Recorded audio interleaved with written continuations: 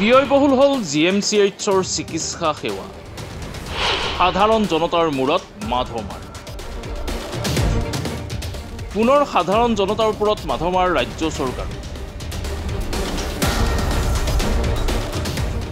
1 আগষ্টৰ পৰা GMCHত বৃদ্ধি হল ৰোগীৰ চিকিৎসা সেৱাৰ মাচুল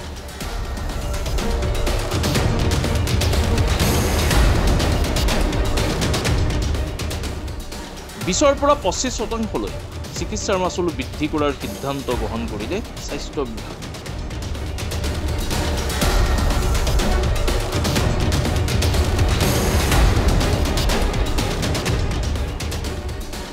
ৰোগীৰ প্ৰতিটো পৰীক্ষাতেই বৃদ্ধি 20ৰ পৰা 50%ৰ মাচুল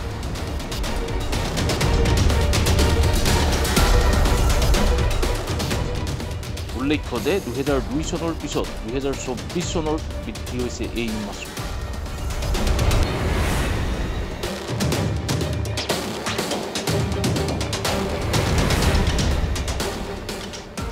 ইতিমধ্যে মাচুল বৃদ্ধিক লৈ জাননী আৰিছে GMCH কৰ্তৃপক্ষ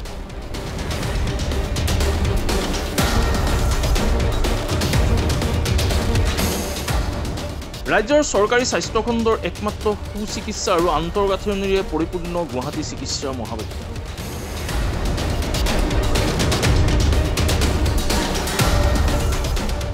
ৰাজ্যৰ জিলাসমূহৰ বিভিন্ন ৰোগত আক্ৰান্ত উজনি মধ্য নামনিৰ সকলো প্ৰান্তৰে ৰোগীয়ে GMCHলৈ ঢাপলি যায়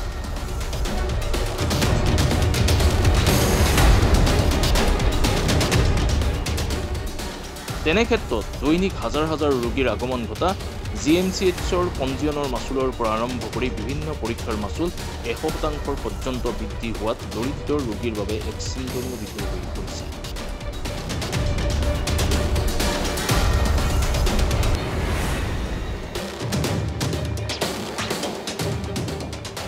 কেৱল সেয়াই নহয় GMCHত ৰোগীৰ বিভিন্ন পৰীক্ষাত এতিয়াৰ পৰা হ'ব ব্যয়বহুল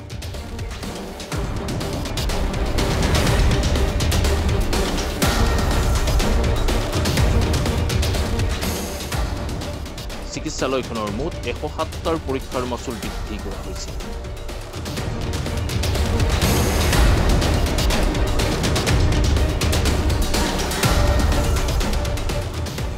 ঠিক একেদৰে বৃদ্ধি হৈছে পিয়েৰিং কেবিনৰো মাচুল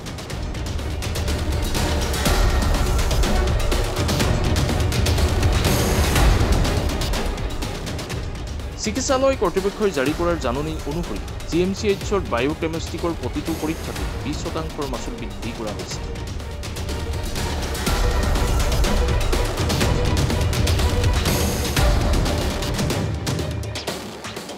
ঠিক একেদৰে বৃক্ক প্ৰটিন এলকহল ইউৰিক এচিড আদিৰ পৰীক্ষাৰ মাচুল বৃদ্ধি কৰা হৈছে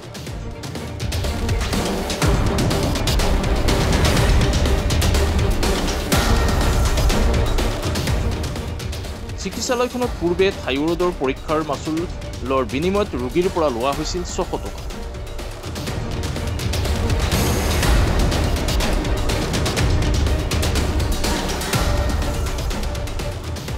কিন্তু বৰ্ধিত মাচুলৰ বাবে এতিয়াৰ পৰা ৰোগীয়ে এই পৰীক্ষাৰ বাবে দিব লাগিব 800 টকা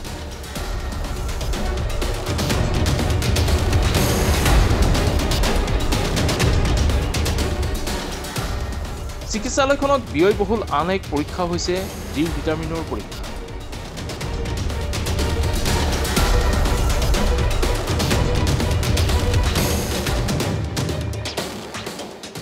এই পৰীক্ষাৰ বাবে পূৰ্বে ৰোগীয়ে আদায় দিছিল 1200 টকা এতিয়া এই পৰীক্ষাৰ বাবে ৰোগীয়ে দিব লাগিব 1500 টকা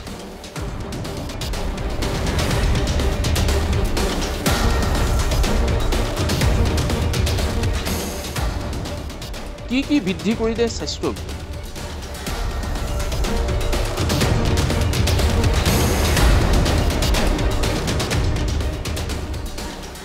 ৰেজিষ্ট্ৰেচনৰ বাবে 10 টকাৰ ঠাইত দিব লাগিব 20 টকা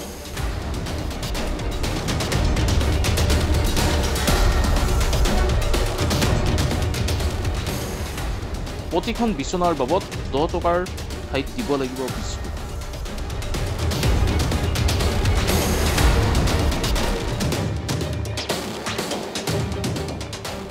পিয়েৰিং কেবিনৰ বাবে 1000 টকাৰ ঠাইত দিব লাগিব 1200 টকা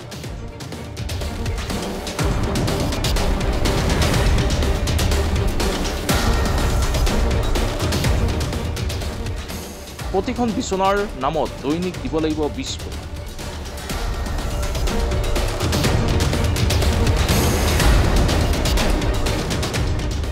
ডি ভিটামিনৰ বাবে পূৰ্বে আছিল 1200 টকা, বৰ্তমান ইয়াৰ মাচুল 15 টকা।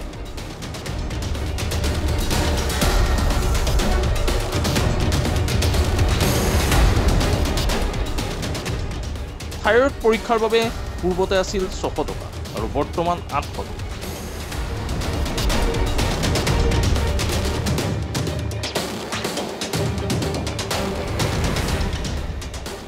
ইউৰিন প্ৰটিন পৰীক্ষাৰ বাবে আগত আছিল 75 টকা আৰু বৰ্তমান 150 টকা।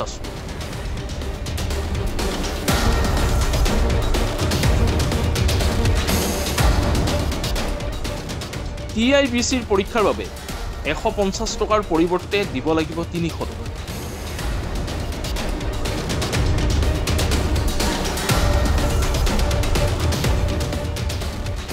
প্ৰটিন সম্পূৰ্ণ পৰীক্ষাৰ বাবে দিব লাগিব 300 টকা।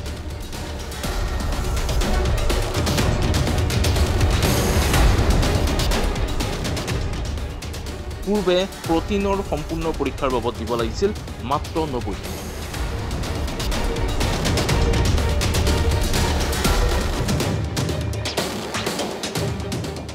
আগন্তুক 15 দিনৰ ভিতৰত GMCH কৰ্তৃপক্ষই অসম চৰকাৰৰ স্বাস্থ্য বিভাগৰ নিৰ্দেশ অনুসৰি পেথলজি, মাইক্ৰ'বায়'লজি আদিৰ বিভাগতো বিভিন্ন পৰীক্ষাৰ মাচুল বৃদ্ধি কৰাৰ সম্ভাৱনা আছে।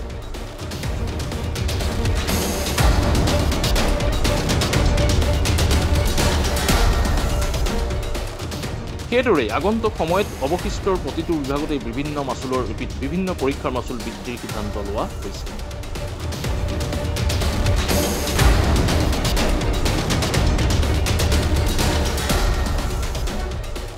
কেৱল GMCHতেই নহয়, ৰাজ্যৰ আন চৰকাৰী চিকিৎসালয়তো একেদৰেই বিভিন্ন পৰীক্ষাৰ মাচুল বৃদ্ধি কৰাৰ সিদ্ধান্ত ইতিমধ্যে লোৱা হৈছে। 1 আগষ্টৰ পৰা আমাৰ ৰেট ৰিভিজন হৈছে for 105 বায়'কেমিষ্ট্ৰি প্ৰচিডিউৰ্ছ আৰু দুটা আমাৰ ৰেজিষ্ট্ৰেশ্যন আৰু বেড চাৰ্জেছ 10 টকা বাঢ়িছে। And this revision is after 2002. তাৰপিছত আমাৰ প্ৰথম ৰিভিজন হৈছে। And it has been done in rational way, মানে আমাৰ মাৰ্কেট ৰিভিউ কৰিছে কিমান ৰেটছ হয় আৰু তাৰপিছত আমাৰ কিমান আছিল। চ' মই ভাবোঁ কি যিখিনি কৰিছে is not a big difference। আৰু most of these আপোনালোকে জানিব কি গুৱাহাটী মেডিকেল কলেজত মানুহ আহিলে they have the PMJY card. Government manu aile they have the MMJY card. MMJY reclaim koribo pare. Aru 5% manu ase junburor eko card nai, kintu tekhetokol jidi dukhia manu hoy card banabo para nai, they can come to us, ami free koru, ajiu ami free korisu, joakaliu free korisu, so free পৰ্যায়তো চলি আছে। আৰু এই nominal আমি বঢ়োৱা কাৰণ হ'ল কি উই ৱান্ট কোৱালিটি ছাৰ্ভিচ, চবেই বিচাৰে কোৱালিটি ছাৰ্ভিচ, আৰু কোৱালিটি ছাৰ্ভিচৰ কাৰণে আমাক ৰেভিনিউ লাগিব। সেই ৰেভিনিউটো যদি 10%, 20% বা কিছুমান, এটা ফৰ এক্সাম্পল হেমোগ্লোবিনটো যদি আগতে 20 টকা আছিল, বাহিৰত মাৰ্কেটত এতিয়া হেমোগ্লোবিন 120 টকা বা 200 টকা, কিছুমানে 300 লয়।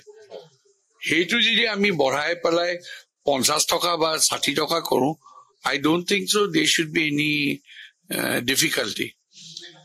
Most important is that. আৰু এটা কথা কওঁ, এই বঢ়োৱা এটা 24 ঘণ্টা হৈ গ'ল, মোৰ ওচৰত কিন্তু কোনো পাব্লিক অহা নাই কি ৰেটটো বহুত বেছি হৈছে। ইনফেক্ট মই কিছুমান মানুহৰ লগত ইণ্টাৰেক্ট কৰিছো, কথা পাতিছো কি আপোনালোকে দি কৈছে নাই একো নাই, আমাৰ PMJ most of the people say আমাৰ PMJY কাৰ্ড আছে, আমি নিজে কৰি আছো ফ্ৰী। আৰু যোনবোৰৰ নাই তেখেতসকলেও জাষ্টিফাই কৰিছে কি হস্পিটেলখন চলিব লাগিব, সেইকাৰণে আমি আপোনালোকে যোনটো বঢ়াইছে সেইটো নমিনেল বঢ়োৱা হৈছে সেইকাৰণে এই গোটেইখিনি আমি চাই পেলাই আমি ফেজ ৱাইজ ষ্টেগাৰ্ড ৱেইট আমি কিছুমান বস্তু আমি বঢ়াম কিছুমান বস্তু আমি একে ৰেট হিচাপে ৰাখিম যোনটো আমি ভাবো কি এইটো মাৰ্কেট ভেলিউৰ লগত কম্পেৰেবল হয় কম্পেৰেবল ইন এ চেন্স আধা দাম হয় আধা দামৰ ওপৰত আমি কোনো বস্তুৱে লোৱা নাই 105টা বঢ়াইছো আমি 105টা ভিতৰত আৰু দুটা ৰেজিষ্ট্ৰেশ্যন আৰু বেড চাৰ্জেছ বঢ়াইছো news desk report my news 18